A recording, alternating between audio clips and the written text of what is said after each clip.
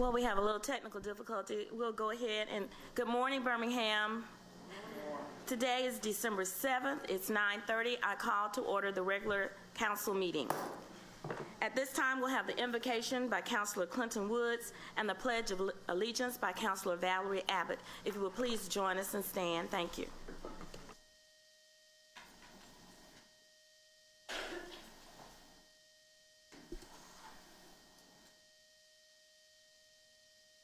Bow your heads. Good morning. Dear Heavenly Father, Lord, we just ask for a spirit of unity, Lord. We ask that you touch the hearts and minds of individuals as we see so much violent crime happening in a short period of time, Lord. We ask that you give us a spirit of camaraderie and a desire to work together collectively, Lord, to solve the issues that we see. Lord, we ask that you guide our decision-making, Lord, and allow us to effectively steer this city, Lord. In Jesus' name we pray. Amen. Amen. Amen. Please salute the flag. I pledge allegiance to the flag of the United States of America and to the republic for which it stands, one nation, under God, indivisible, with liberty and justice for all. Thank you very much, Councilor. If Mr. Clerk, if you please call. Mr. Clerk, if you please call the roll. Thank you. Councilmember Abbott. Councilmember Abbott. Present. Councilmember Clark. Thank you. Present. Councilmember Moore. Good morning. Good morning. Councilmember O'Quinn. Good morning. Good morning. Councilmember Tate. Good morning, Good President. morning. Councilmember Williams. Councilmember Woods. Present. Council President Pro Tem Smitherman. Council President Alexander. Good morning, President. Thank you very much. The minutes are not ready for June 15th, 2021 through November 30th, 2021. Good morning, Mr. Chief. Do we have any communications from the Mayor's office? Good morning, Madam President, members of the council, members of the public. The mayor will be coming in, so if we could push the communications from the mayor until later. We'll be glad to do that. Thank you very much. At this time, councilors, I'd like to entertain a motion to amend our agenda to allow presentations at this time. Do I have a motion? Second. All in favor, let it be known by saying aye. Aye. All opposed? Thank you very much. At this time, councilors, we do have a presentation by Councilor Carol Clark of District 8, and she would like to do some congratulations to the J.O. Middle School football team on winning the citywide championship. Councilor Clark. Thank you. If Councilor Tate could join me at the podium.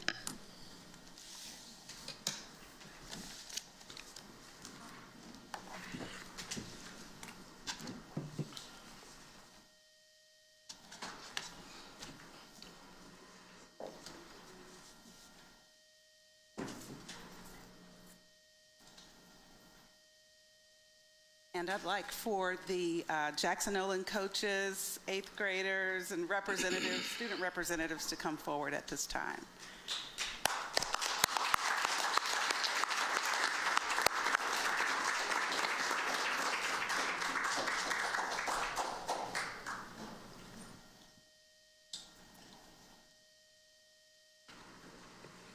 Thank you.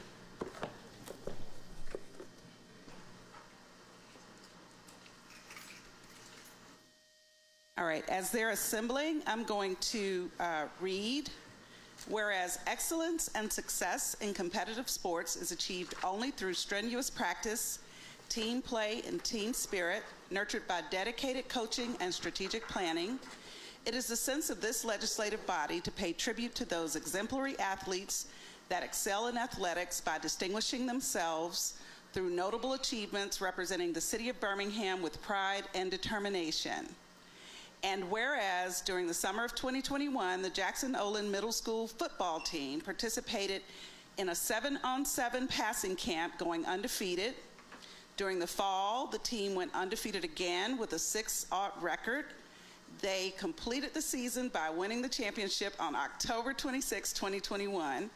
And whereas the athletic talent displayed by the team is due in great part to the efforts and encouragement of the head coaches Dale Simmons of Bush Hill STEAM Academy and Glenn Davis of the Green Acres Middle School, and whereas athletically and academically, both members have proven themselves to be an unbeatable combination of talent that reflects favorably on their school and community, And whereas the Jackson Olin Middle School football team consisted of outstanding athletes who have clearly made a positive contribution to the spirit of excellence.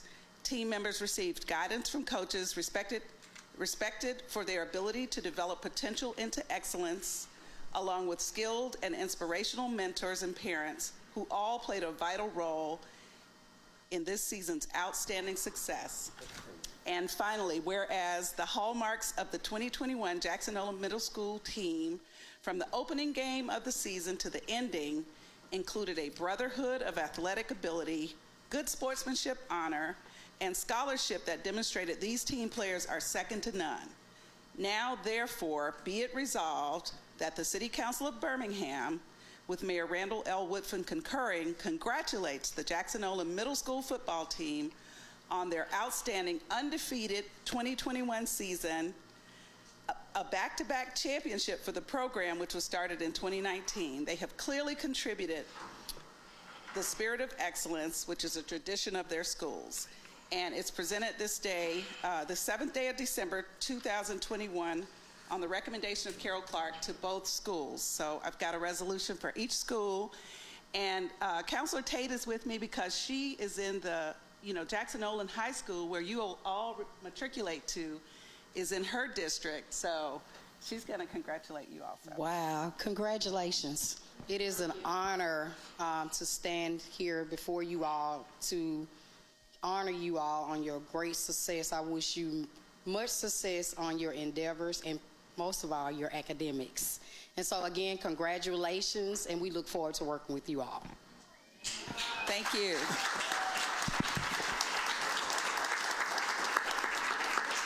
Thank you very much. Counselor, would you like to move your item for the resolution? Yes, I'd like to make a motion for approval of the resolution. Second. All in favor, let it be known by saying aye. Aye. Now the resolution. Now the resolution. Move the item. Second. All in favor, let it be known by saying aye. Aye. All opposed, thank you. Thank you very much. Did you have anyone you wanted to speak, Counselor? Or So would one of the coaches like to come up and say a few words? Thank you. no, we did roll call. Good morning, Council. Good morning. All right, Ms. Clark got an opportunity to thank myself and Coach Davis, but I also wanted to give a special shout out to the other gentlemen that you see. In urban communities, oftentimes it's hard to find men that are willing to put in the time and effort to help young men. And so I wanted to give a special thanks to those gentlemen that are also here, who are also educators and professionals. All right, special shout out to Mr. Sparks as well, because he was very active with his group of young men, throughout the season as well. Thank you very much. We are so excited to have you all here today. Did you have anyone else you want to speak, Coach? Yes, ma'am. Yes. The principal for Green Acres was wonderful. here.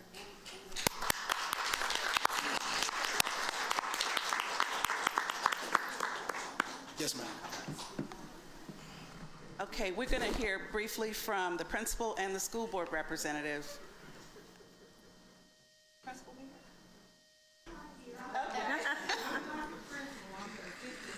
Okay. It's all right. Green Acres, yes. Good morning, Mr. Sparks. Good morning, Pam. Good morning. Thank you. I'm very proud of these young men and their coaches. I'm so grateful to be their assistant principal. It is a blessing to have, as Coach Simmons stated, to have males to pour back into other males, and I'm thankful and I'm grateful. And I bleed blue after school, but I bleed green all day long. Thank you. Thank you. And now our school board representative for District 8, Sonia Smith. Good morning. Good morning. I want to say congratulations to our students for a job well done. Also to Coach V for having the foresight and the vision to put together these two schools to create one powerhouse team. So you all have done amazing work. Congratulations, and we'll look to see that you win again next year. Thank you. And briefly, we also wanted to show a special thanks to give a special thanks to our cheerleaders as well. The cheer coaches are amazing. They're not all here, but They did a phenomenal job all season supporting us. Thank you very much. Again, we are very happy to have you here today. We thank Councilors Clark and Tate for this recognition. I know that I've said so many times, you all know that sports is just near and dear to my heart. And I have a granddaughter that's a cheerleader, and so I know the work that goes into being a cheerleader. Had a son that played middle school sports, and father was a coach. So I know what it means. We've heard so many times today about having males that are positive influence for our youth. And so I thank those of you who are taking your time. I know the money is not great in what you do, but your heart and your soul are in it, and so I thank you. Councilor Clark and I both served, and Mayor Whitman, we've all served on the school board, so we know what it means to support our schools, and so we're very excited to be here with you today. I think I have some counselors that are wanting to get in on this, so go ahead, Councilor Moore. I just wanted to say congratulations to each and every one of you. It's always amazing to just see the great potential that we have in this city. And I want you all to continue to not only be leaders on the field, but off of the field as well. Yeah, man, continue to walk in purpose, continue to, be the change that you want to see, and, set the standard in this city. Shout out to the coaches. I also want to give a special shout out to Coach B back there, because I remember being at the Boys and Girls Club and him not only being a coach at the school, but almost being like a father figure to some of the young men outside of the school. And so I just want to say thank you, man. Thank you for continuing to work. So, and shouts out to the cheerleaders as well, man. Y'all did an awesome job.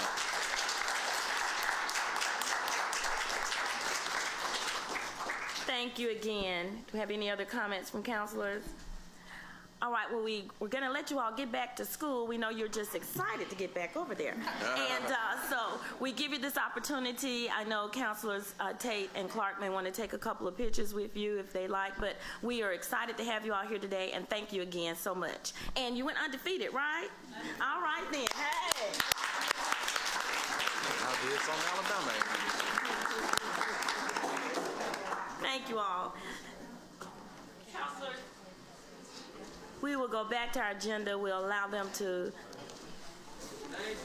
leave out. Thank you all.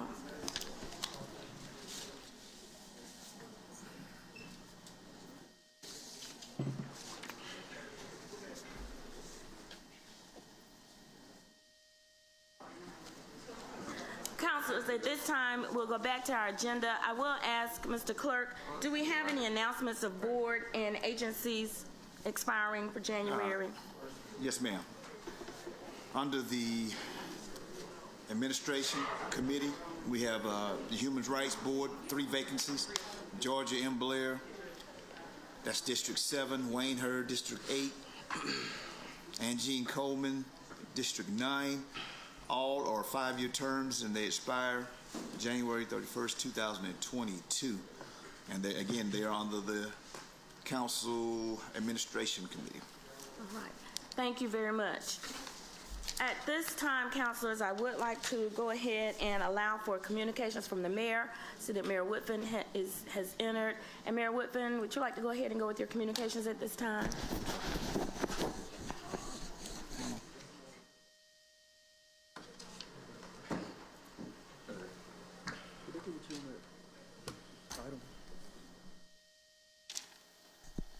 Morning, Madam President. Good morning. Morning. Morning to the entire City Council. Good morning.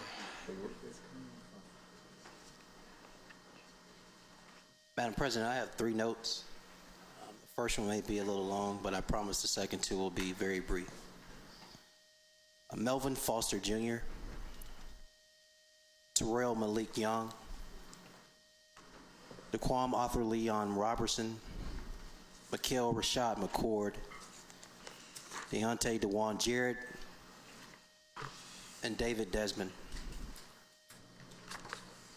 These men lost their lives to gun violence during a 48-hour window in our city over the weekend. And we've since learned that a woman lost her life to gun violence last evening. Her name has not been made public pending notification to her family. It's the only reason I did not call her name publicly. truly, I think, as I've spoken to you all, I know not my heart, but our hearts, our concern and our prayers go out to each of these people's families. But I think this community, I know you all agree with me, I think this community and especially their families want more than just thoughts and prayers. And I think their families deserve more than just thoughts and prayers. Truthfully, they deserve justice. I think we all know Birmingham police are working hard in pursuit of that justice. A lot of these cases are still open. But the truth is that does not erase the pain those families are feeling. I think we all know as the holiday approaches, another loved one unfortunately will not be able to open toys with their children. Another loved one won't be able to enjoy some eggnog while catching up on some movies and laughter over a holiday meal with their family. Those families did not deserve that hurt or that type of pain. I think we all know these murders have a ripple effect that's devastating, not just for their homes, but for all of our communities. Now, in times of tragedy, it is natural to look for answers. When the community hurts, it's a standard question to ask, what are your local leaders doing, or what can we do? I think as a city, we've invested in conflict resolution options. We've invested just a few months back $1 million in support of mental health partnership services. And even today, through the American Rescue Plan, we've proposed partnership with the Jefferson County Department of Health to invest more than $2 million in violence reduction efforts that directly intervene with victims of violent crime, acting to prevent revenge violence, or what a lot of us know as street justice. Additional funds would go to partner with community groups to further the cause of peaceful conflict resolution.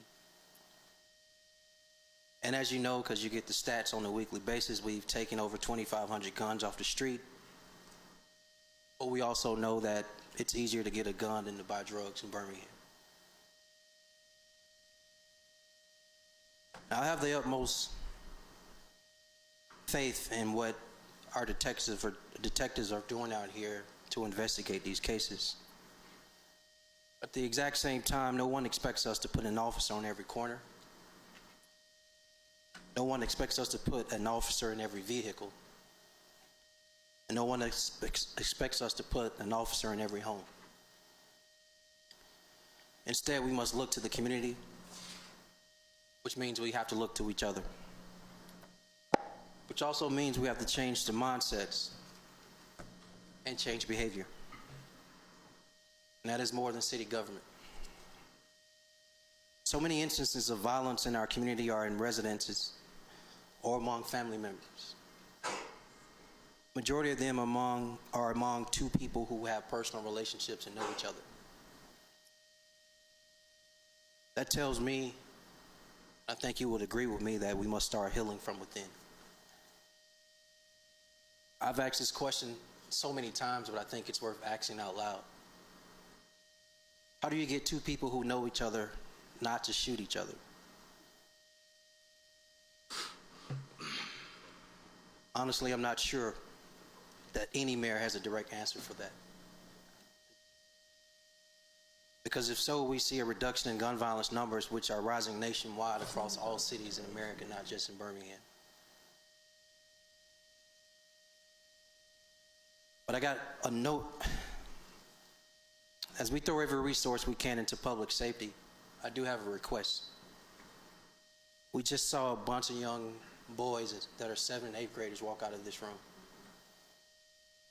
Each one of them deserves to finish middle school, finish high school, and whatever path they choose after high school, to be successful in life, to create and have their own families. So I ask that parents hug your children a little tighter. I ask that we instill more hope in our young people. And I got a note to our community mentors and trusted elders as well. We got to continue to let our young men know that each of them have other options than the streets, than to sell drugs or use drugs, or to rob people or to shoot people. The people who lost their lives, ages range from 17 to 42. It's pretty young. And they left us way too soon. And I believe, like so many other people, like their families believe, they had a whole lot more life to live. And that was cut down. Madam President, and to the council and to the public, until we instill a respect for human life among our brothers and our sisters, until we instill a respect for human life among our brothers and sisters, the cycle of violence will continue. 2 more notes, Madam President. One, the second note is thank you. Each of you have before you the opportunity to bring transformative change today with the American Rescue Plan dollars, and I just want to publicly say thank you. My last note is a very important note, and I want to be very direct about this.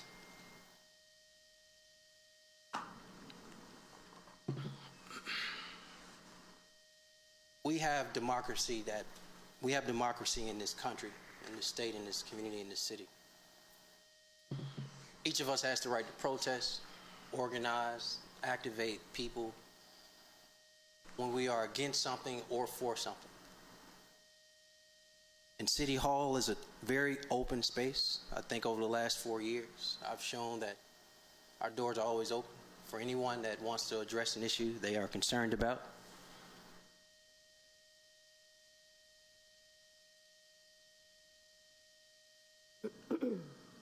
When you're concerned about an issue, when you want to protest an issue, when you want to speak to an issue that you disagree with, that's a problem, that you have concern about, that you're angry about, that you're happy about, whatever the emotion is, you have a right to come down here. And we welcome you with open arms. Let me tell you what you do not have a right to.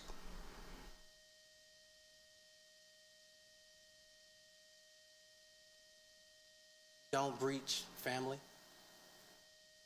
Don't breach personal space. And when you do, you should remember that these non-city council people and this mayor, we are human as well. And you shouldn't let any of our credentials or our titles fool you, or think you can engage in any level of disrespect, because we are human as well. So I got a note. I want to read it. And I'm quoting this. It says, "I don't really care so much what people say about me, because it's usually a reflection of who they are." Ephesians 5:25 says, "Therefore each of you must put off falsehood and speak truthfully to your neighbor." Here's the part that's not quoted. A lot of folk who disrespect you are not your neighbor and don't even live in this city. To the folk that came in my private yard, on my private property, on my steps, on my front porch, hear me clearly when I say this. Try Jesus. Don't try me. Thank you, Mayor. Thank you very much. At this time, Mr. Clerk, if you would read our consent agenda. Our consent agenda starts on page 2 with items 1 and 2. And we pick back up with the consent agenda on page 9 with items 3 and 4. Page 10, we have items 5, 6, and 7 on consent. Page 11, items 8, 9, and 10 on consent. Page 12, items 11, 12, and 13 are on consent. Page 13, items 14, 15, 16, and 17 are on consent. Page 14, we have items 18, 19, and 20 on consent. Page 15, items 21, 22, 23, and 24 are on consent.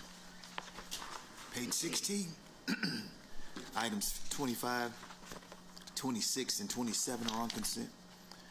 Page 17, items 28, 29, and 30 are on consent. Page 18, item number 31 is on consent. Page 19, items 33, 34, and 35 are on consent. On item number 33, the amount should be in total $13,250, and I think we're adding what are we adding? $500 to Huffman Girls High School basketball, making that total of $13,250 for the entire item. And then on item 35, we should make that striping as a typo. On page 20, it should be, as far as items on consent, items 36, 37, 38, 39, and 40. Page 21, items 41, 42, 43, 44, and 45 are on consent. Page 22, we have items 46, 47, 48, 49, and 50 on consent. Page 23, items 51, 52, 53, and 54 are on consent. Page 24, we have items 55, 56, 57, and 58 on consent. Page 25, items 59, 60, and 61 are on consent. And on page 26, we have items 62, 63, 64, and 65 on consent. Page 27, we have items 66, 67, 68, and 69 on consent, and not necessarily with the consent agenda, but we do have 3 addendum items. Thank you, Mr. Clerk. Thank you, Mr. Clerk. At this time, councilors, do you have any items that you wish to add or remove from the consent agenda? And if you do, click your speaker button. We don't have any items, so we'll entertain a motion. Let me read my statement first. All items designated as consent are routine and non-controversial and will be approved by one motion. No separate discussion of these items will be permitted unless a council member, the mayor, or citizen interested in a public hearing so requests. If so, such items will revert to its normal place on the agenda order of business. All matters of permanent operation, and that's indicated with a P, will be read. All other matters will be announced by reading the item number only. All public hearings will be announced. So we can entertain a motion for the... Motion. Second. So that was Councilor Moore and Tate for the second. Am I correct? Nope. No, that was Moore and Abbott. I'm sorry. I That's okay. apologize. I'm trying to do it without looking up. That's okay. I'll get it. I promise you. Okay, and that's for the approval of the consent. Yes, sir. All right. Let me try that again. And voting should be open right about now.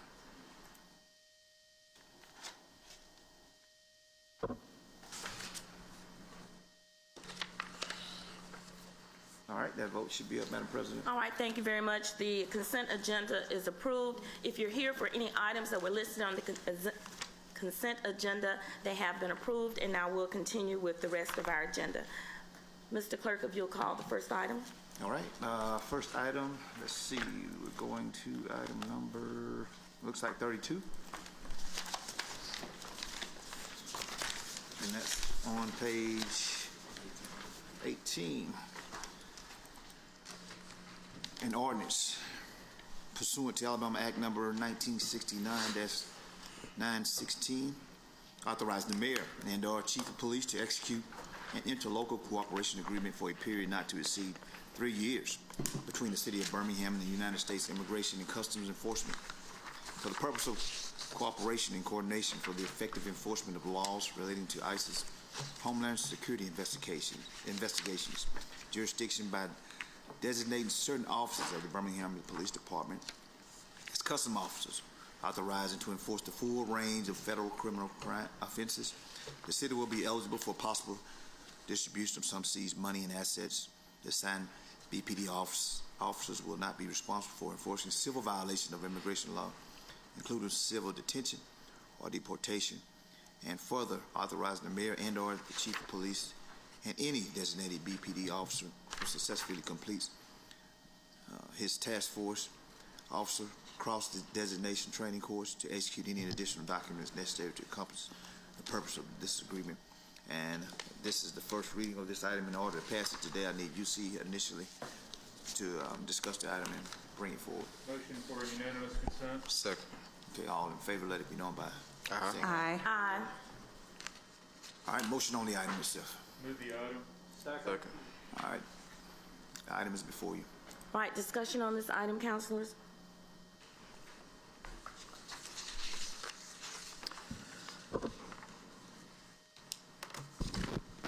Councilor Abbott? Yes, ma'am. I just wanted to ask a couple of questions that came up at last night's Glen Iris Neighborhood Association meeting. And one of them was in regard to the fact that we have said in our memorandum of understanding that the city officers will not be involved in any kind of immigration enforcement. But there was an attorney on the Zoom call that said that if we entered into an agreement with ICE, then we were obligated to do everything they required. And I just wanted to know if that is, I don't know who to ask, but is that accurate, or does our MOU actually mean what it says? Our MOU means what it says. Okay, and the other question came up about civil seizures, like if we see, I understand if a load of illegal weapons or drugs is going down the interstate, we can seize them. But there was some discussion of civil seizures. Is that something that our people would be involved with in any way, or would there be circumstances where our officers would be involved in civil seizures? Any seizure is attached to the actual memorandum of understanding. So in the case of trafficking, there's an actual federal case name, there's a seizure around that. I apologize, Madam Abbott, can you hear me now? I have Tracy Roberts here that can clarify what I'm saying. Come on up, Attorney Roberts, but as he comes, those seizures are only related to the type of, what the agreement allows around sex trafficking and other measures. Thank you. Hey, I believe you're asking about civil forfeitures? That's it. Okay, yeah. My language may be wrong, but In certain criminal activity, in particular drug offenses, oftentimes property used in the criminal offense is seized, and those are subject to civil asset forfeitures. So under the agreement, we would be entitled as part of that task force to a percentage distribution of those seized assets from criminal activity. Okay, but you have to have criminal activity before these. That's correct. Okay. Okay, thank you. All right. Thank you, Mr. Mayor. Thank you, Madam President.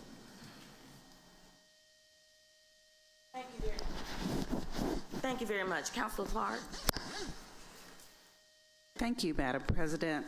Mr. Mayor, it's my understanding that we already have a relationship with this agency. Our police department does. How long have we already been partnering with this organization? 3 years, Madam Councilwoman. 3 years? Yes. So we're at the end of that agreement, and you're proposing that we, re-up, so to speak? Ma'am, I think... or is this a altogether different? Councilor Williams, if you could speak to your colleague. This is different, but I think former chairman of public safety can explain. Yeah, I think that,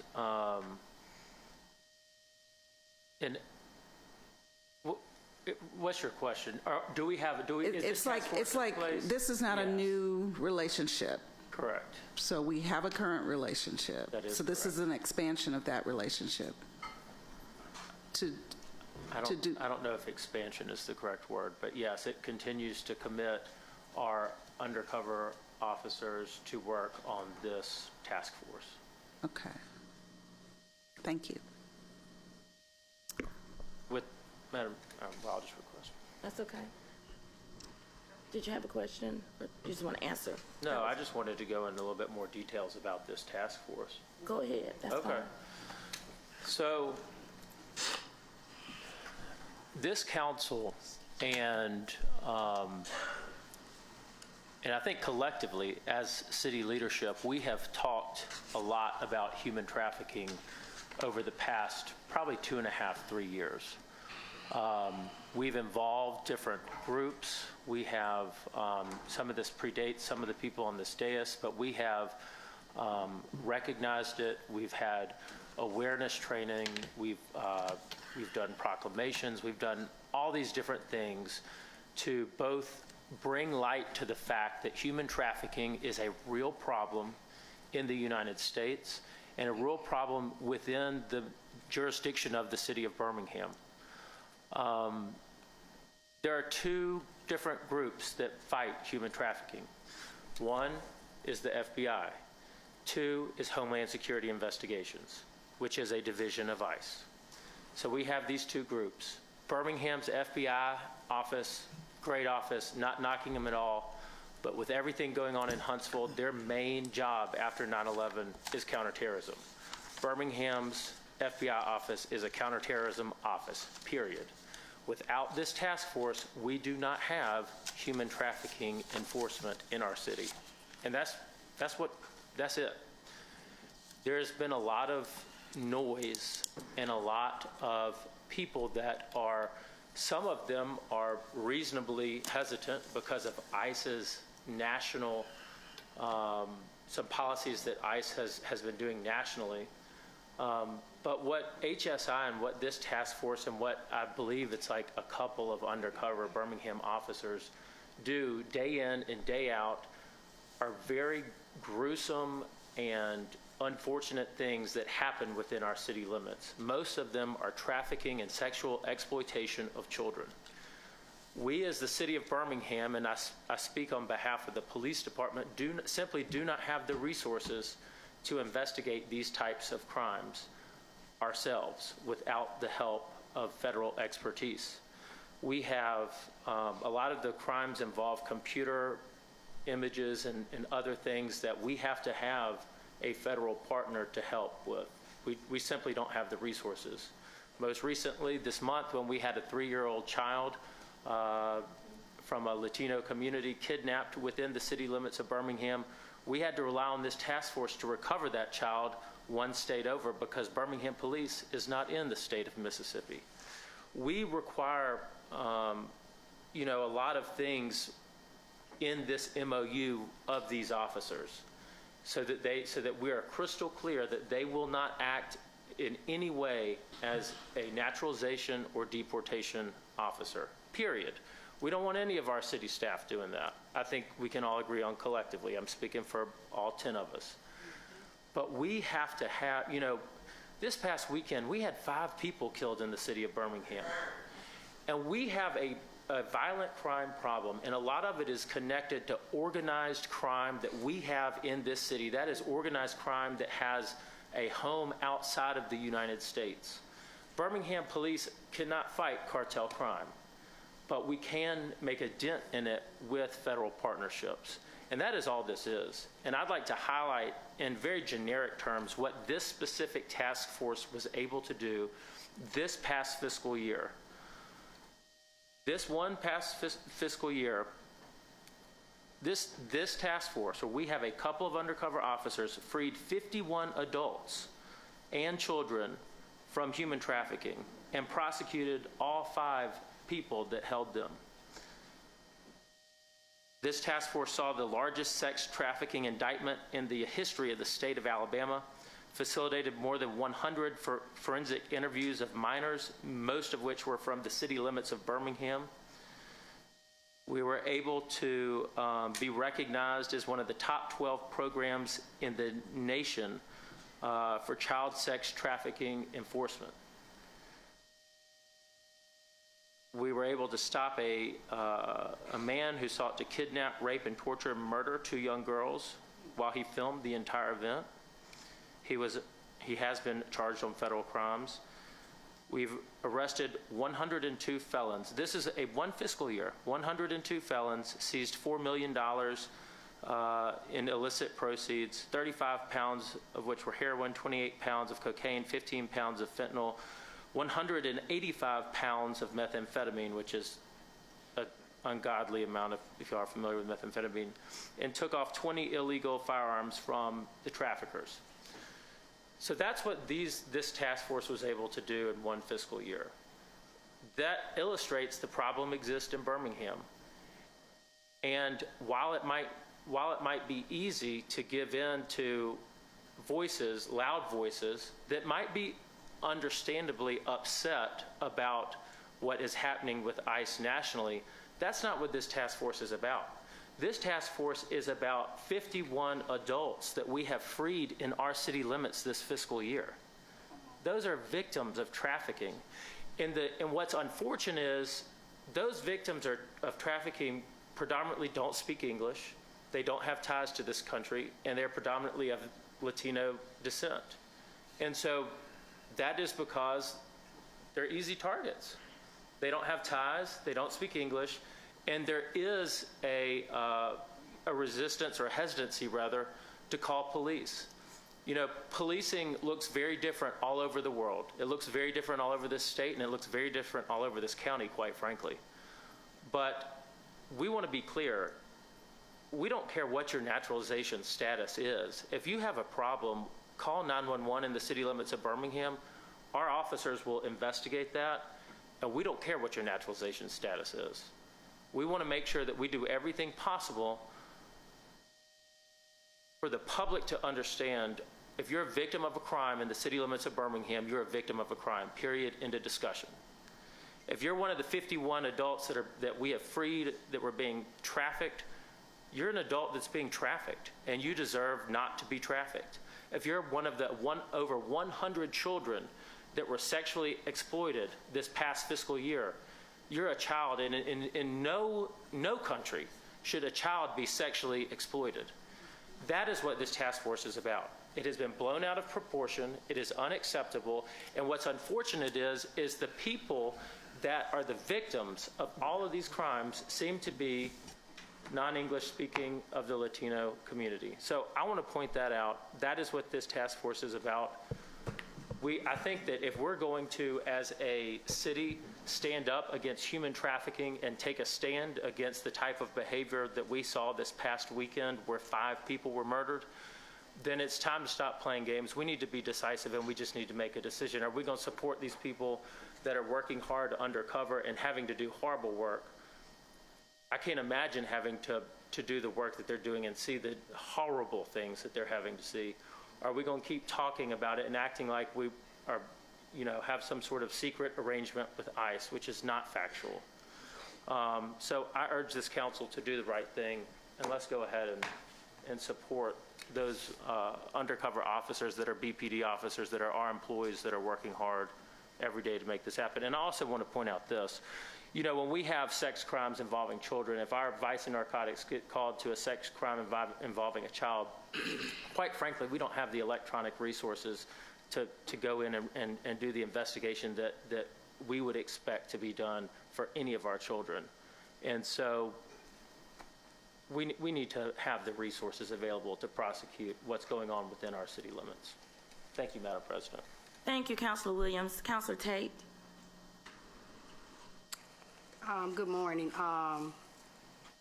As my council colleagues have pointed out, we have some serious issues in the city of Birmingham with sex trafficking, drug trafficking, violence, and so on.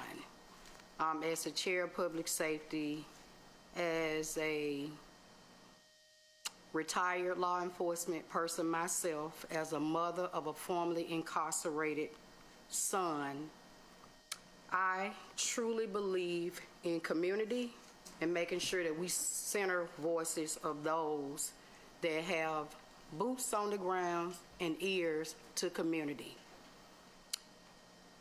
I made a commitment on yesterday to the organizations that met with me and council leadership. I am beyond angry because of the commitment that I made to you all. And I want to say this. I made a commitment to the advocacy groups fighting to ensure that law-abiding Latino community members are not targeted, profiled, or threatened. I said that they would be heard and at the table to find help, solutions that address the sex and drug trafficking that threatens the lives of young people. It is a problem. Even after doing, some of you all have decided it's not enough to have my commitment, my time, my energy dedicated to executing a plan that we all agreed to the other day, which was yesterday. So I want the community to know that I did agree to center the voices of those that have great concern. Y'all went out here and did a direct action that have now impeded the progress that would have gotten us closer to what you claim you were fighting for. Think before you act. Organizing is strategic, and sometimes we have to pipe down when we don't want to pipe down. I know all so well. And it isn't about just saying you banging on someone's door, and if you at the table and someone is willing to listen and work with you, you are making progress. That's what I consider organizing. I do the work every day. And sometimes you have to pipe down and change your strategy. Because you now tied my hands of your actions and some who claim to care for the people, and I yield the floor. Thank you, Councilor Tate. As Councilor Tate mentioned, and we're still in discussion on this item, we did have some meetings with groups that were concerned about this particular item yesterday, and we left with the understanding there were a series of questions that have been posed to us, many of which I feel, Councilor Tate, have been addressed in the comments and the clarification from the attorney, city attorney. One of the other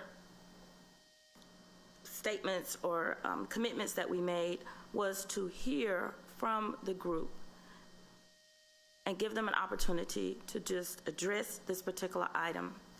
And so to be fair with that commitment, councilors, I would like to ask, I know we're within discussion, and I want to ask Mr. Clerk if it is possible to just amend the discussion at this time and to allow the 3 speakers that have been identified that want to address this item to give them 3 minutes to address this item. Is that within procedure? Oh, that's council's prerogative. They have to, take a unanimous consent to allow. There's a motion to suspend the rules. Second. All in favor, let it be known by saying aye. Aye. All opposed?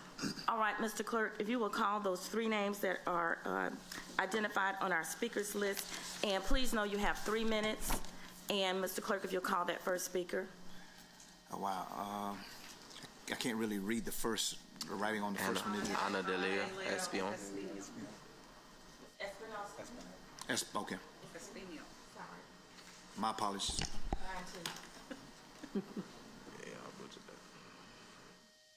Good morning. For the record, my name is Ana Delia Espino, and my address is 105 County Road 1578, Baileyton, Alabama. And I'm grateful for your time, President Pro Tem, and Council Member Tate. As we discussed on yesterday, there are serious concerns as to why we oppose this collaboration. From what I hear, expansion's not the word, but it's not the same understanding that it was previously for the last 3 years. What we delivered on yesterday was an open letter signed on by Adelante Alabama Worker Center, ACIJ, where I'm the executive director, Alabama NAACP, Beloved Community Church, Birmingham DSA, Birmingham Mutual Aid, Cell A65, Dynamite Hill, Smithfield Community Land Trust, GASP, Glen Iris Neighborhood Association, Greater Birmingham Ministries, St. Junior United Methodist Church, and Sweet Alabama. And the concern is, and I've heard it in one of our last meetings where Council Member Clark said, ICE has negative connotations, and it does. And that is our concern, that it doesn't bring a spirit of safety and trust. What it does is that it breaks down those relationships within community. So we are bound. I am accountable to my community to make sure that council members had the copy of the Memorandum of Understanding, which we only had at the time, and we did this through this direct action on yesterday. We are grateful for folks that have been speaking to us behind the scenes. We are grateful for the space that has been made available, but we are also representing community. And when community asks us to do something, even if I'm angry, scared, upset, wait a minute, I need to be accountable to them. And today, with that responsibility still upon my shoulders, on last night's events, we had a few community folks that said, hey, let's ask the council members to vote down this collaboration. There's not clarity, there's a lot of questions that are unanswered, and the person that signed the copy of the Memorandum of Understanding that we had on hand, and I can't recall her name, it's a female, worked as in the HSI branch in Texas, and she was actually responsible or leading a lot of workplace raids during her role in that state. And you can find that information via Google very easily. Workplace raids affect our economy, especially in the Magic City. Thank you for your time. Thank you for listening to me, council members, mayor, public. Thank you. Thank you very much. Next speaker, Mr. Clerk. Mr. Burton. Rob Burton. Broken man.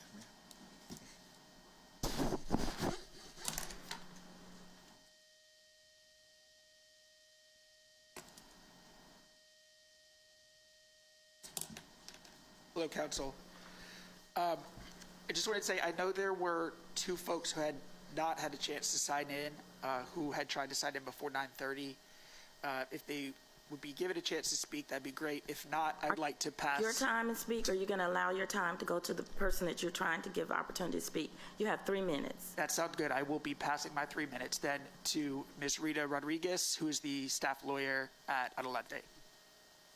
I will just pass this to y'all. Council, Mayor, I met with a couple of you, President and Councilor Tate, yesterday morning. I am the Legal and Policy Director at Adelante Alabama Worker Center.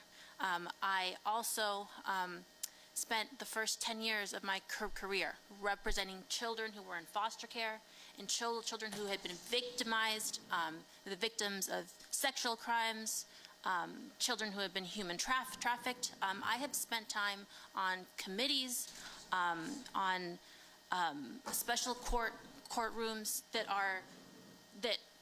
are made for the purpose of trying to figure out the complicated, very complicated question of how do we keep our children safe in this country. And not just children, adults are also victims of human trafficking in this country. And what I must say is that it's not a simple answer. And ICE is not the answer. If the problem is that the federal government is not enforcing the laws to keep our citizens safe, our residents safe from human trafficking, the answer is not to turn our police officers into deputized ICE officers. This MOU, as far as what we have been given in the public, gives these deputized ICE officers the power to enforce the full range of federal offenses. That includes immigration offenses. That includes offenses that our local laws, our state laws already give our police officers the power to investigate and enforce. This MOU, as written, cannot be passed because it does not keep us safe, because it gives too much power to ICE. It hands over too much power to ICE instead of making the federal government keep us safe by enforcing its laws. It causes our overtaxed, overstressed police officers to do ICE's job. That is not their job. We, as the public who cares and elected officials, we can make ICE do its job by speaking up, by holding them accountable. If an MOU is to be entered into, it needs to be tailored and specific. It needs to say that there are just the 2 undercover officers, and it needs to say line for line exactly what they will do, exactly what they will give ICE and the federal government access to. Right now, if ICE helps with investigation, that means the federal surveillance state. That means Trump. Trump's policies, Trump's task force, Trump's ordinances that he put into place will be able to continue to permeate Birmingham, and that is not what we should do. And finally, as a member of the Latino community in Alabama, we know what keeps us safe. We know what causes a chilling effect and prevents us from being able to come forward and report when we are a victim of a crime, when we witness a crime. I do not need a white man to tell me what makes my people safe and what I need. Thank you, ma'am. Next speaker. Is that our last speaker? I think it's Fabio Mello. Thank you.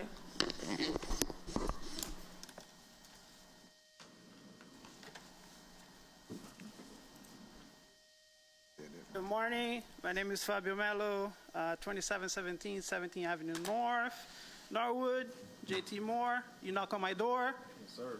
Right? That's what we did last night. We're canvassing as well. No harms to anybody. We're just, acting as public, as people in the community. We can knock on anybody's door. Shame on you to come here and sing a song that finishes with I throw hands. I know that song too. Okay? As the mayor, shame on you. Okay? We're just like acting as Ms. Tate told us yesterday morning. Go out in the community and organize. We took that to heart. That's what we did. There's different ways of doing that. Nobody was disrespectful. We're knocking on the door peacefully. We left copies of the letter that 3 council members had already for our meeting yesterday. We decided to just make sure that everybody had a copy of the letter. That's all. Nothing else. We do not need for the mayor to come after us, threatening us. That is not the way to go, Mr. Mayor. Shame on you. So I have a question for Mr. Hunter Williams. You say that this past fiscal year, 51 adults were freed for this task force, correct? Out of these 51 adults, what happened to them after? Were they undocumented here? Were they able to stay in this country? Did the government support them? How about the 100 kids? What happened to them? You have that answer? You know what Homeland Security did after? That's why we're saying that ICE is not the solution, is not the answer. Because they don't care about our community after they do whatever they have to do. And we've seen that. And Ms. Katrina Berger, the one that signed the MOU, or is going to sign, she's the one responsible for many work site raids. Not sure if y'all remember 2 years ago in Mississippi, almost 700 people got arrested on the first day of school. Those policies are still in place. Those are Trump policies that are still in place, that it still can happen. And as much as we You hear the mayor saying that there will be no collusion between ICE and BPD, nothing's going to happen. We're not waiting for that to happen. We don't want to wait for something to happen for a family to be separated. We're also not here saying that we want criminals out there. We understand the position that you are here. We support that. We don't want our community to be targeted by criminals. We understand that you're in a tough situation. But when it's an issue that is about us, have us on the table. We've been asking for this MOU for over 3 years from the mayor.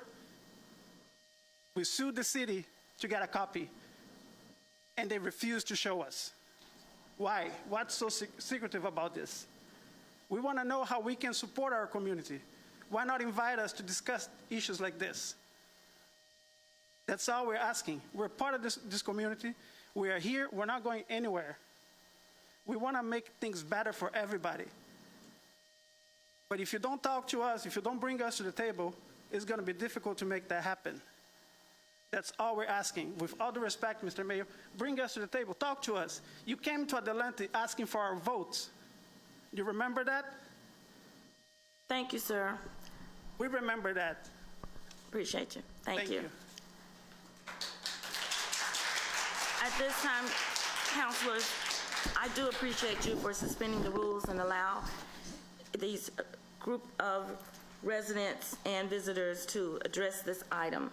I believe at this time we're ready to call for the vote. Do I have anyone else that wants to make a comment? I just wanted to, some of those questions were leading it into the point where maybe there's some sort of something going on that's not. So I wanted to clarify some answers to some questions that were asked. Every single victim of the task force qualifies under the Trafficking Victims Protection Act, which means that they all become, then get access to a visa to live in the U.S. No victim of human trafficking is or does get deported by that act, and it does allow them to become eligible to be first a visa and then naturalized citizen because of their victim status. And so when a victim is recovered by any HSI task force, including ours, they're given not only access to a visa, but they also include HICA to help with wraparound services. So I just wanted to point that out, that there is community involvement.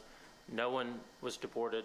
They were granted visas. So questions might seem a little misleading and whatever. So just wanted to bring that clarity. Thank you. Yeah, let's call for the vote. Thank you very much. We'll call for the vote, Mr. Clerk. Unless we have another. Yeah, I was just going Mr. Moore. to speak.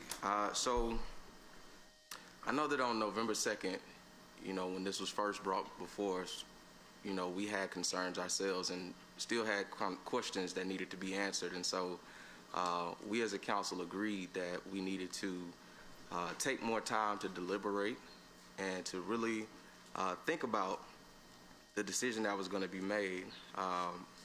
We made sure that we, took the time to hear the concerns when people came up and spoke about the language and about, making sure that there was explicit language that was placed inside of this ordinance to ensure that people felt comfortable.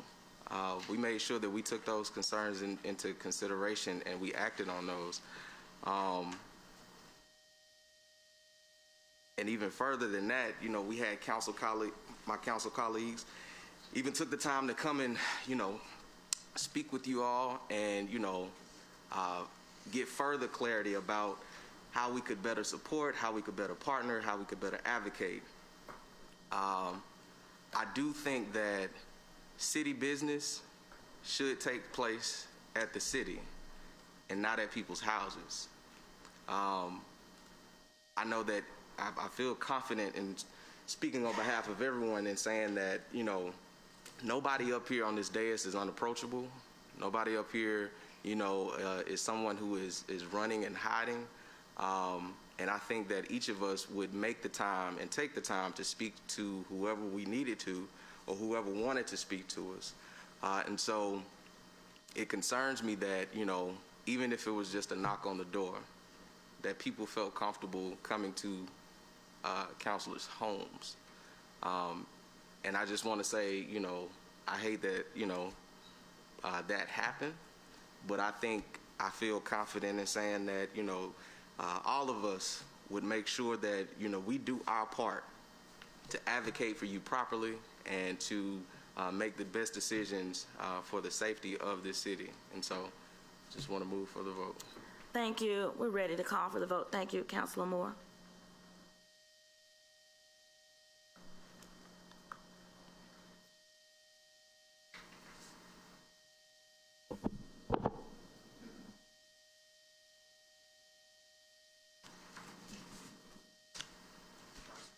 It didn't come up. Yes. Yeah, okay, thank you. That vote should be up, Madam President. All right, thank you. That item passes. Next item. Should be item 70. Item 70, and it's actually on page, let's see, I'm sorry. Actually, addendum item. An ordinance to further amend the COVID state and local fiscal recovery fund budget for the fiscal year ending June 30th, 2022 by appropriating $6 million to Birmingham Jefferson County Transit Authority, $5 million to World Games, $8 million to various community and economic development, $3 million to community-based public initiatives, $1,300,000 to grant writing and professional services, $900,000 to vacation buyout, $1,500,000 to... Excuse me. To VA expansion, and $9 million to district-specific and citywide council projects per funds received from American Rescue Plan Act, ARPA. Thank you. Move the item. Motion, please. So moved. It's Councilor Williams and Tate. Thank you. Item is before you. The item is before us for discussion. We did have discussion on this item during our committee of the whole meeting. So, councilors, I don't know if you have any other questions. If not, we can be ready for the vote. Mr. Clerk, we're ready.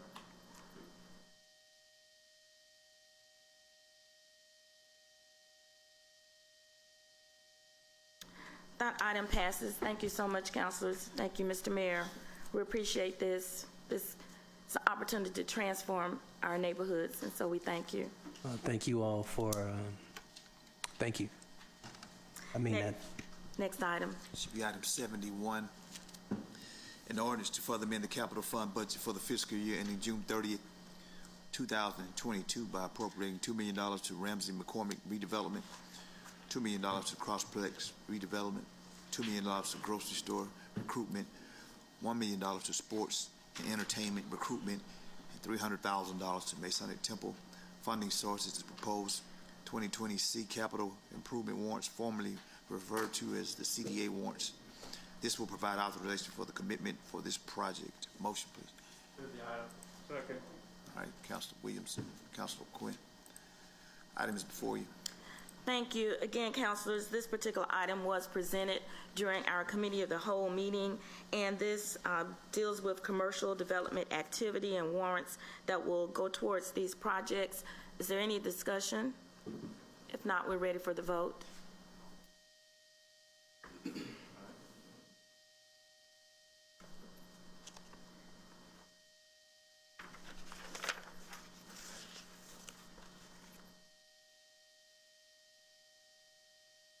Thank you. That item passes. Thank you again, councilors and mayor. Next item.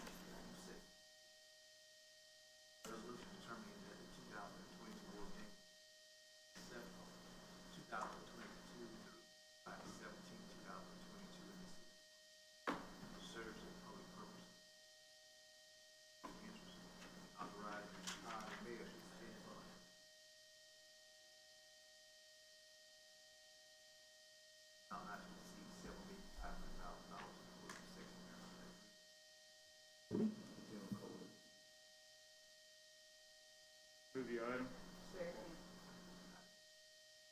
Thank you, councilors. Again, this item was presented to us during our committee of the whole, and so if we have any further questions, and I believe we have one. Councilor Clark? Yes, Madam President, just to be clear, part of this item declares it a public purpose. Would it also apply to would it make it a public purpose for expenditures beyond what we're approving right here? Or would that require a separate declaration if we had projects that we wanted to do? Yes, I'll get Chief to clarify that Madam for us. President, so what's before you is just the budget that we presented. If you wanted to increase it to include possible projects that the council may have for World Games, we have no problem with that. I just don't know what your number may be. So you may have to Okay, but that would require a separate resolution with those projects. Yes. Okay, just trying to get understanding. No, good clarity. Good question. Thank you very much. Any other questions? All right, councilors, we're ready for the vote.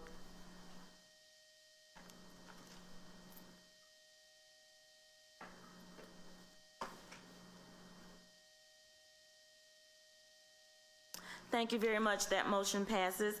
In the words of Councilor Abbott, the World Games are upon us. 2022 will be here before we know it. So, and I know it. So it's just so familiar. Say it one more time.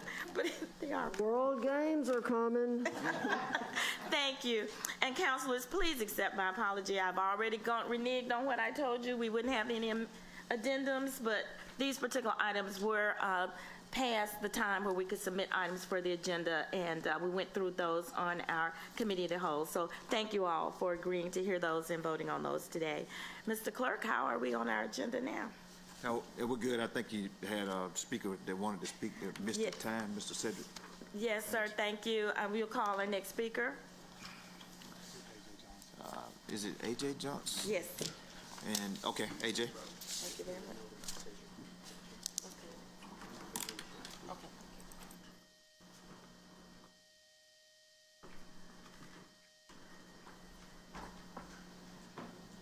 Thank you for letting me come before this council. New council people. Talk up just a little bit, Mr. Johnson. Yes, ma'am.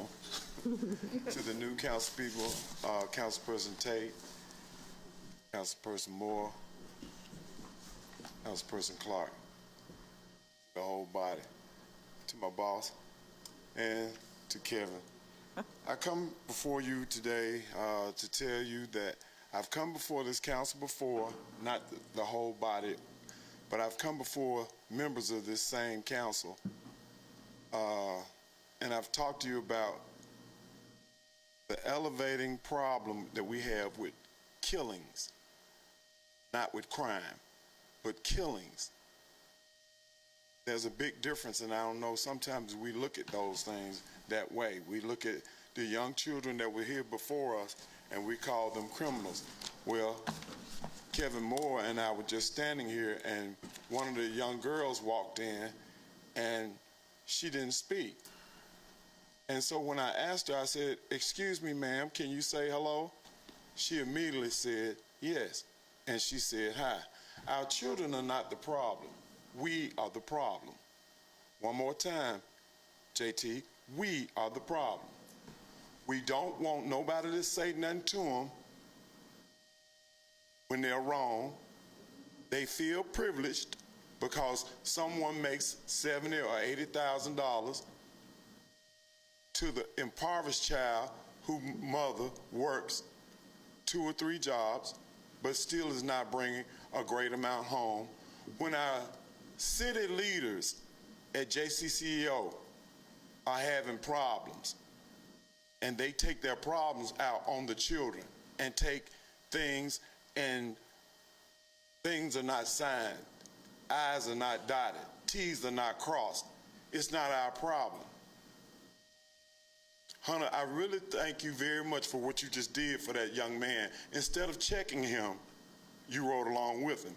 But at the end, Chief of Staff Sparks, these people still are upset. Now, are they upset about the crime? Are they upset about ICE? Or are they upset about what they have not done? And see, I think that's the big problem. We want to throw all the problems on you guys' shoulders for the things that we don't do. A lady walked in this room, and I got a witness. A lady walked in this room about 45 minutes ago when you guys first started out. And President, she said, "AJ, my mother been looking for you." I said, "Why?" She said she wants you to talk to some children. That's exactly what this lady said. And I was like, so the saying that if two or more people are gathered in the grace of the Father, he'll be in the midst. I've been in you guys' midst. The solution is right here. Now, when somebody want to get elected, they can call my phone. But when we have problems in this city, they won't open their mouth because people don't want to tell people what I do.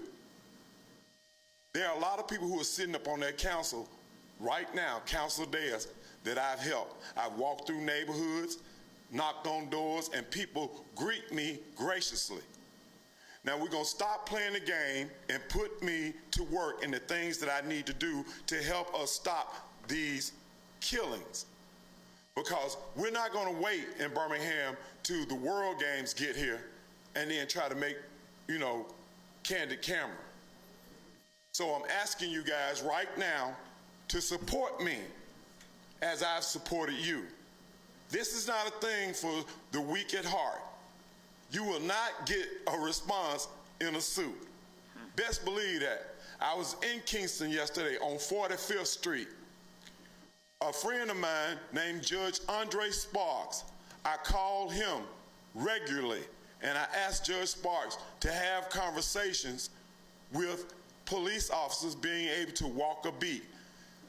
Chief of the police department in Birmingham, Alabama, named Smith, I got him in my car and I drove him around in Kingston.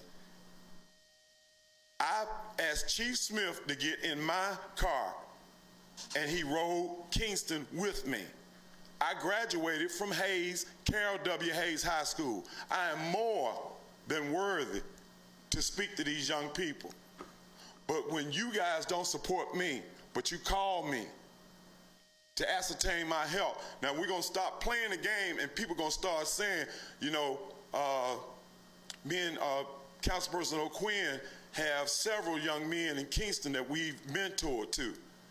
And he and his wife on one night just happened to be at one of the places that I mentor some children, and these children used to be real gang bangers.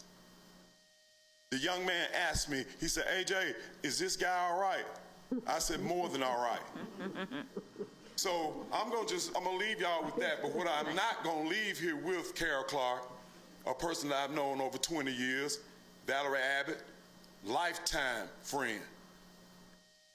President Pro Tem President Alexander, lifetime friend. To Mr. Woods, someone I helped on his campaign. Hunter Williams, a person who I respect immensely. My former boss and my new boss. It's time to activate people who want to do something. Thank you. And who have not asked this council for one dime. I need you guys' help. I need y'all help. We can't have no more town hall meetings, no more letting doves go, and no more prayer vigils. So whoever's praying is not working. I'm not saying omit God. I'm saying implement God. Thank you, Mr. Johnson. Y'all have a great day. Thank you. Thank you. We have one speaker request. Cedric Hatcher. Councilor Tate. Are you good? Okay. Thank you. And we did have one other person to sign up. Go ahead and call the name. Cedric Hatcher. Come on, Brassid. Thank you. Good morning. Close out. To the mayor's office. Good morning to the council, to the new councils. Good morning. Sister Tate, before I start, what I'm going to say, just want to commend you on yesterday, or whenever that was, you were talking to the media. God gave you the spirit of discernment to answer him correctly, to not stand up and say crime is down and everything's okay. Everything ain't okay. It's not. And you answered just correctly. We got to reach out to the clergy first. Why the clergy? Because they got the answer. Not all, but some of y'all. You know what I mean? David was a violent man himself. I'm in Psalm 51 and verse 10.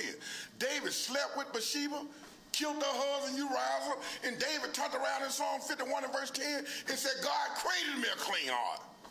Renewing me a right spirit. Where you going, bro? Said, if you change the heart, you're going to change the head. If you change the mind, you're going to change the man. Paul turns around in Romans 12, I'm in verse 2. Be ye transformed by the renewing of the mind. That's what happened to brother said. I changed my mind, and I began to change my thinking. You know what I mean? Let me tell you something, y'all. God have appointed and ordained people to this time that we're living in. But all the time we overlook them. We don't pay them no attention because they don't fit our clique. They not on our buddy list, so we overlook them. Paul said in 1 Corinthians 1, verse 27, God have chosen the foolish things to confound the wise. If we pray and ask God to give us discernment, let me tell you, Thomas Beaver said this in that prayer when y'all stand up on that stage. The first thing he said, God sent in the mail some what he said, armor bearers. There you go. He said, send the mail that. Not yes men, not groupies. Brother Randall, wherever you at, groupies will go along with whatever you say, Randall. They're yes men, you to the end. I'm not gonna yes man everything. No, not bro said. You know what I mean? I ain't bought out. I ain't sought out to be bought out. I love the mayor. I love y'all too. But somebody got to be about God's business.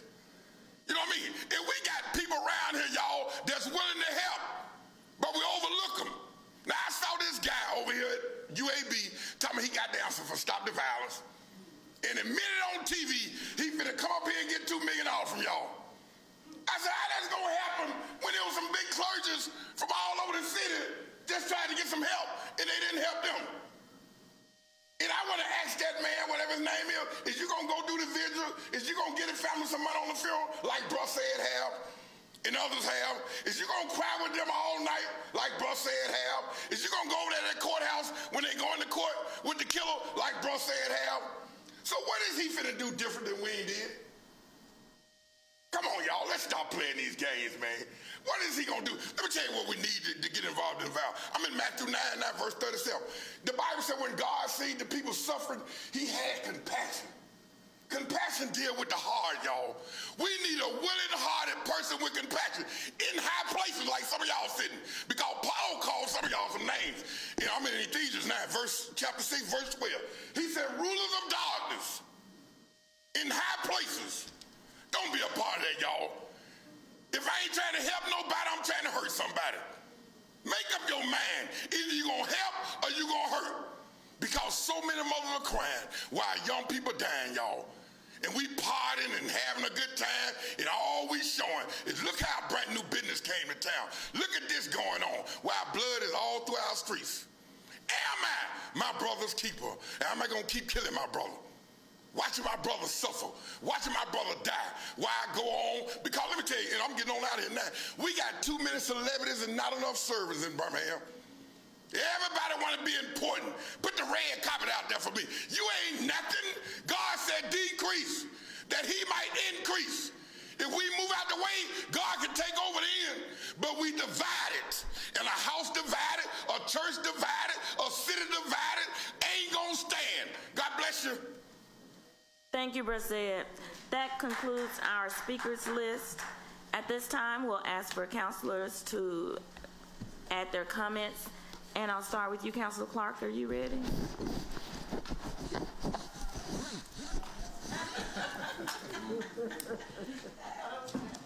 I thought I would have a video, but I don't see the video, people. So. Oh, is it up? She said you're ready. Okay. Well, look, what I'd first like to say is don't forget the 5 Points West tree lighting. This coming Saturday is December 11th at 11 at the Crossplex sign. And we had a good time this Saturday riding Inslee Highlands and uncovering some issues there that we'll seek the mayor's help with. But with that, we're going to just turn to what happened in Bush Hills last week, which was really quite special.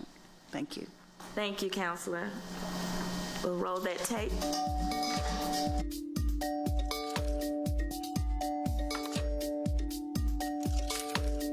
Before becoming a member of the City Council, I was chairing the Bush Hills Revitalization Committee, and we did this action plan where we drove members of the neighborhood into a room and said, hey, let's reimagine our neighborhood. What is it we really want for our neighborhood? neighborhood. Not what we don't have and what we hate about our neighborhood, but what is it we really desire? And so one of the biggest ideas of our plan was to reclaim Woodrow Wilson School. We had no idea how we could make it happen, but we stated it as one of our desires. And today is the beginning of a dream come true, because the partners that are here to kick off this celebration and this partnership are actually going to go beyond what they've done in other neighborhoods and help us reclaim the school. So what they'll do is clean out the entire building, because it's been severely vandalized, but the building envelope is still intact. It's very significant, architecturally significant exterior, but the inside is just really trashed. We need a hand. Volunteers, raise your hand. Supporters and cheerleaders, raise your hand. So they're going to clean out the inside so we can actually walk through it without being in danger. But they're going to seal it off. And so the two large rooms that open out to the garden are the gymnasium and the cafeteria. They're going to restore those for community use. And then they're going to join those two areas, because it's like the two wings here. They're going to join it with an outdoor pavilion so that if we're having a cooking demonstration inside, we can be outside eating. Or if we're having yoga or wellness or whatever, we have the option of doing it in a covered outdoor space or indoors if it's too cold. And we can also have our neighborhood meetings here, because right now we do rely on Bush Hill STEAM Academy to allow us to have space to have our neighborhood meetings. So this is a really wonderful day for the neighborhood, and I'm just glad I could be a small part of it. And for more from the Birmingham City Council, follow along with us on Facebook, Twitter, and Instagram. Clark. Thank you very much. Councilor Woods. No comment? Thank you. Councilor Moore. Ain't got no video. Okay. No video. All right. You all right? Got to check on you. You ain't got no video. Kim, you got something in the back ready? Go ahead and run it. Go ahead and run it. All right. 1 second, Counselor. Yes, sir. Go ahead. Not me. Oh, no. You have one? It's not ready?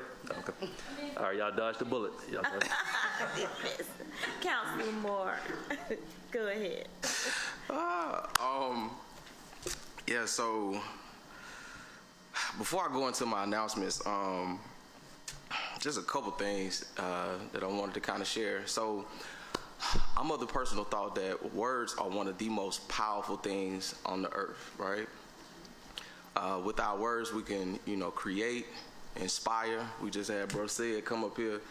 And it was just very inspirational. But we also have the power to destroy with those very same words, right? And, with what happened this weekend, with the amount of deaths and murders that took place, it had me thinking, because there are a lot of people who are upset. There are a lot of people who are frustrated, who are concerned. But it's ironic, because those same people who are concerned, those same people who are frustrated, very well may possibly listen to music that talks about murder each and every day, right? And I think that, we have gotten to a place to where we have become accustomed and desensitized to hearing murder all the time on our radios, watching it on our TVs, looking at it on our phones. And then when it happens in real life, it's like, what happened? How could this, but we saturate ourselves with it. At birthday parties, at cookouts, we dance to it. We come up with dances and all kinds of things. And so I want to, really challenge us this weekend to do what Bruh said, talked about, as far as renewing our minds, and really engaging ourselves in words that are going to encourage us and build us up and inspire us. We just had a room full of young people that were in here, and none of us would say any of the things that we hear on the radios or you know, the TV shows that we watch, we would never say those things to them, right? And we wouldn't want for them to be exposed to it. But I just want us to be more mindful of that. And with that being said, this Saturday, there's actually a prayer walk that's taking place in North Birmingham. It's going to start, it's in partnership with Joyful Noise Family Church and Greater Joy Deliverance Church.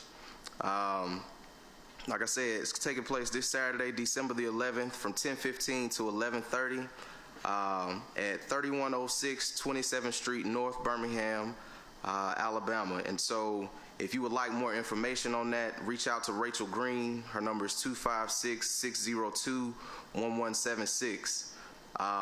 This Sunday, we actually have a Stop the Violence walk with the 100 Black Men Deep. And they're going to be in the Collegeville area at Macklin Park, December 12th. Let me see what time.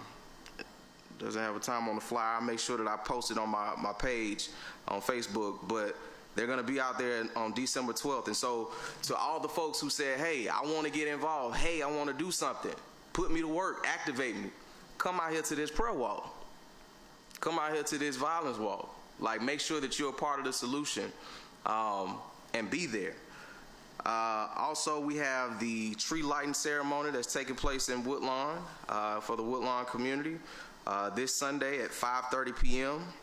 It's going to be near the Regents Bank on 1st Avenue North, and so please come out. As well as we're going to have the Faith, Hope, Love, and Give Blood with St. James AME Church. That's going to take place on Friday, January 7th.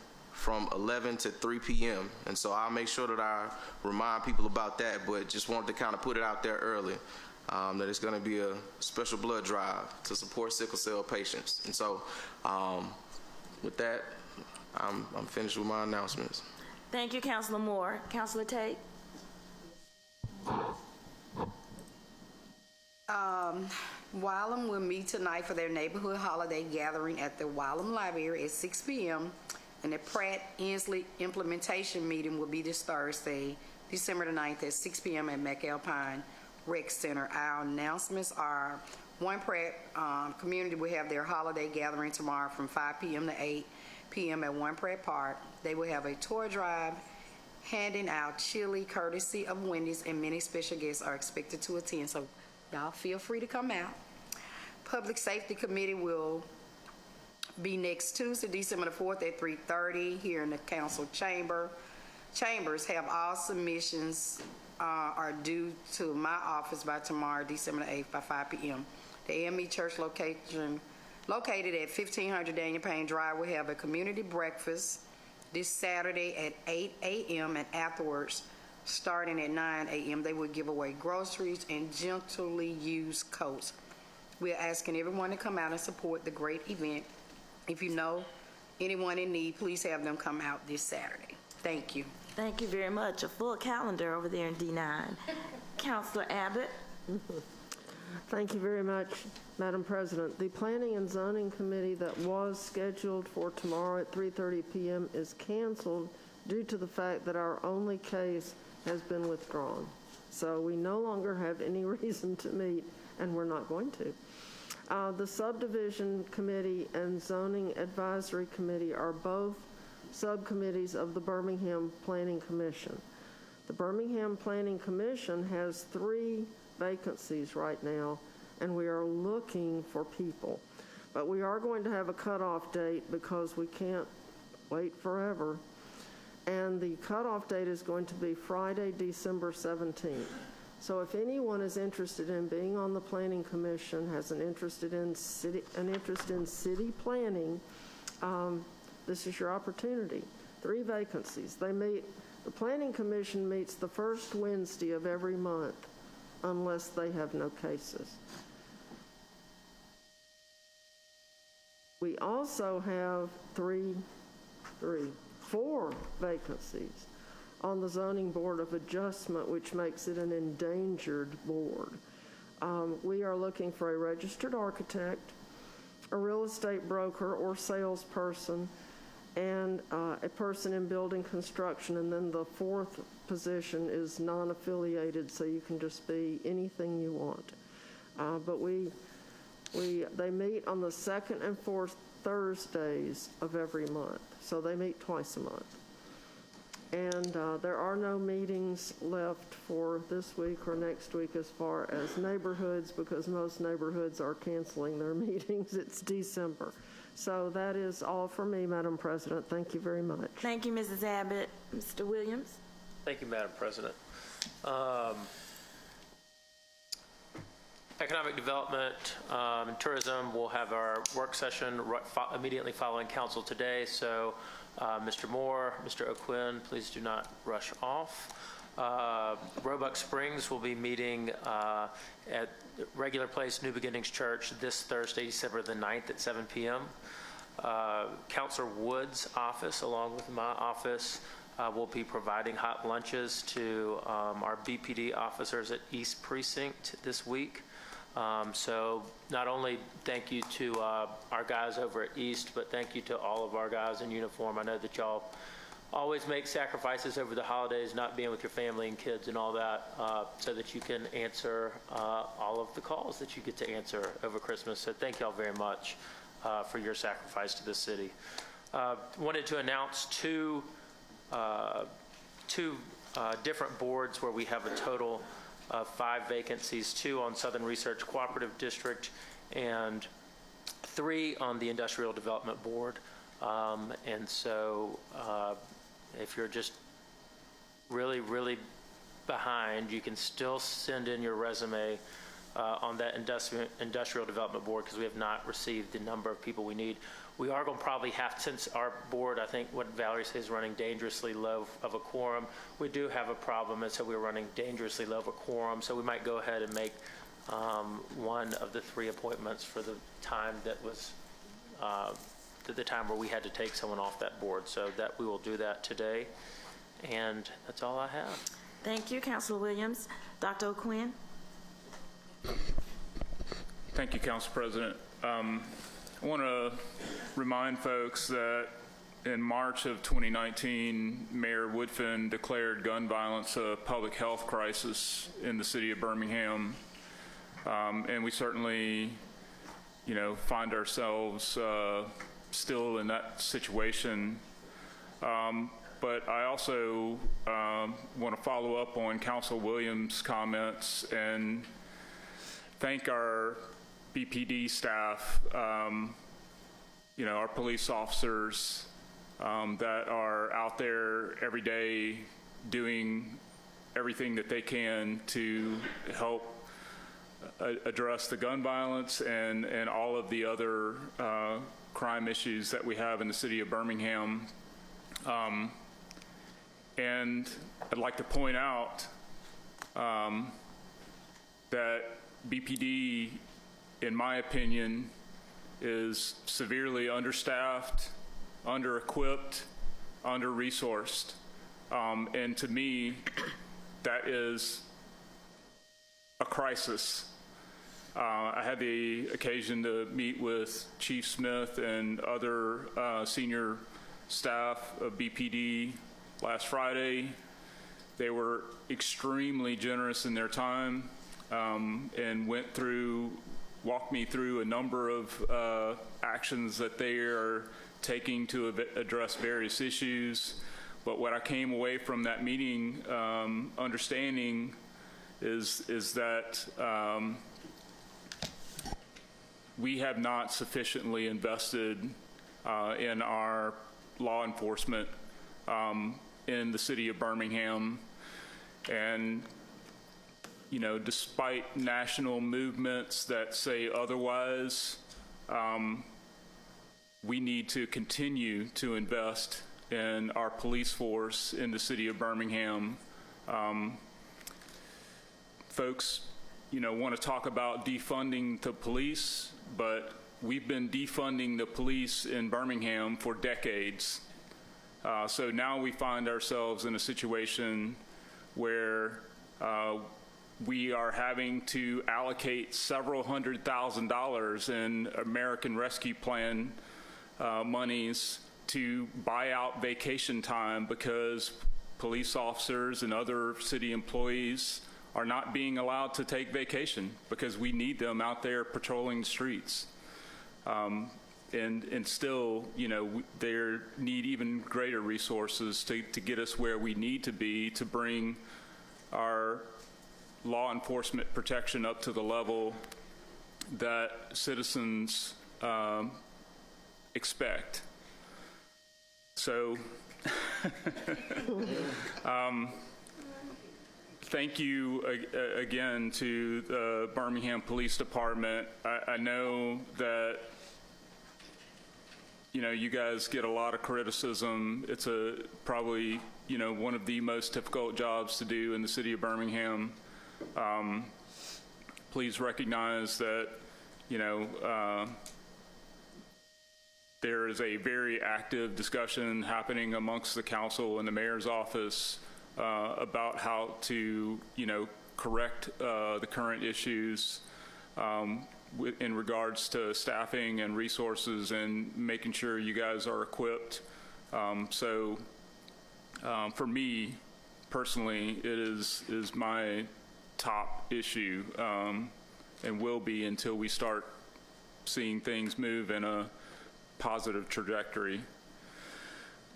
That being said, also want to mention that the Transportation Committee will meet on Monday at 2 p.m. here in the council chambers. Please, if you have any submissions for the committee agenda, please make sure that you get those into me or my staff. I want to also mention that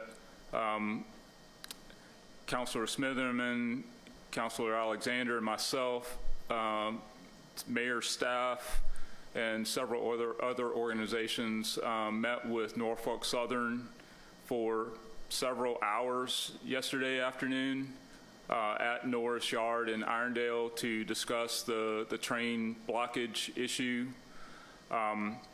Norfolk Southern is taking some steps with regard to operations and staffing to help address that issue short term. But ultimately, the fix is going to require some infrastructure improvements that, you know, are going to require time.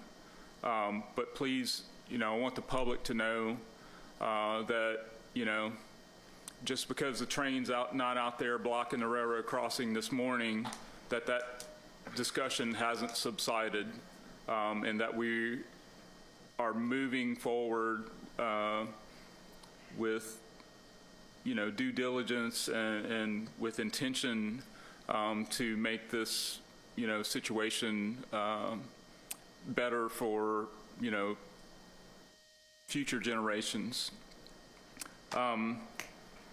Also want to mention that Crestwood North has a special called meeting tonight. That's going to be at 6:30 at the Crestwood Tavern. They have a variance that's being considered, so if you're in the Crestwood North neighborhood, please know that there is a special called meeting tonight at 6:30 at Crestwood Tavern. And then finally, just to my colleagues, over the past couple of years, there has been an organization that has been developed that is now called the Jefferson County Coalition of City Councilors. So this is a group that was initiated by Casey Middlebrooks, a city councilor in Hoover, basically, you know, to get city councilors from different municipalities together to get to know one another and discuss issues that are going on in each of their different municipalities. So that group has now formalized its structure, and this Friday they are actually having what they call a deep dive that's going to be led by the Community Foundation of Greater Birmingham to, like the Mayor's Association, identify some top issues that the group wants to direct its attention to and try to address. So if you want information on how to participate in that, I can get that to you all. And that concludes my announcements. Thank you, Councilor. We do look forward to getting that information. You said Friday. Do give us the time and location. We'd love to get that. Thank you. Councilor Abbott, I believe you have Councilor Pro Tem's announcements. I do. Thank you. The District 6 announcements for the City Council meeting today. New Nazareth Baptist Church in West End is having a drive-through prayer meeting at the old Winn-Dixie parking lot on Saturday, December 11th, 2021, from 1 to 3. The Public Improvements and Beautification Committee will meet today at 2 o'clock in the council chambers. The next Budget and Finance meeting will be December 13th at 3:30 p.m. in the council chambers. Friends of Rickwood Christmas Party will be December 11th, 2021, from 6:30 p.m. to 7:30 p.m. at 2021 Princeton Drive, Gardendale, Alabama. That's interesting. Okay, so that's the end of President Pro Tem Smitherman's committee report. Thank you very much, Mrs. Abbott. In way of announcements for District 7, there are no neighborhood association meetings this week due to the holidays, so I believe we've ended most of our meetings for December, so we won't have any other announcements. I do have a letter, councilors, that I'm going to circulate to you, and this is regarding a Fifth Friday worship, and it's a praise and worship experience, and visionary Malcolm Cooper is soliciting, just wants to make you all aware of this, so we'll get this in front of you all and make you aware of that particular event. Speaking on behalf of the police department and the comments that have been made today, we are thankful for the service that you provided to us today and every day. It is just so meaningful to us, and as we go into budget talks and budget information, Chief and Mr. Finance Man, Mr. Moore, we will be want to entertain conversation to make things right and do what we need to do to support our public safety here in the city of Birmingham. So we're thankful for our officers on duty today. That was Officer Cedric Pinkert from City Hall, Officer Derek Square from West Precinct, yay, West Precinct, Officer Paul Campbell from East Precinct, Officer, is that Tacoby Trammell from South Precinct, Officer Kendrick Southard for East Precinct, and Officer Amber Caldwell from West Precinct. We appreciate you being here today, and we thank you for your service. I did just want to mention, and I saw a report this morning, that the Super 7 Championship that was held here recently had the largest amount of attendance here in the city of Birmingham, and so we are very grateful to have sponsored it and been the site for this year. I think we're up again in, is that 2024? Yes, you know, that rotates between Tuscaloosa, Auburn, and now the city of Birmingham. So we're grateful for those fans that came out and supported. We hope that even if your team didn't win, you found it to be a very pleasurable experience here in the city of Birmingham. And so we were very happy to host you. And cha-ching, cha-ching, cha-ching. So thank you very much. We're very happy. That ends everything for me today, counselors. Again, I just want to thank you all. I appreciate serving with you. I'm grateful, and thank you for what you do for this city. So I thank you, and I thank Councilor Clark. I just wanted to ask about the Leadership Birmingham event this week. Are we all participating, or is that at our discretion? It's a government day. Yes, typically we all do participate, and it's just an opportunity for them to come. We've had some counselors who've been members of Leadership Birmingham. Yeah, I think it's open to everybody to participate. I had one of the most fun experiences participating before I went through it when I was just elected, because you can be grilled very easily. They see the target on your back. So I hope, being a new member, that you will attend. Yeah, so it's here. Yes, Then here. and it is here, and it is an opportunity. It's part of their program where they're learning about city government. So they do engage us and ask questions, and so I'm looking forward to everyone. If you can attend, please do. All right, thank you. So we're at that favorite time. Motion to adjourn. All those in favor, please say aye. Aye. Meeting adjourned. Thank you, counselors. Thank you, administrative.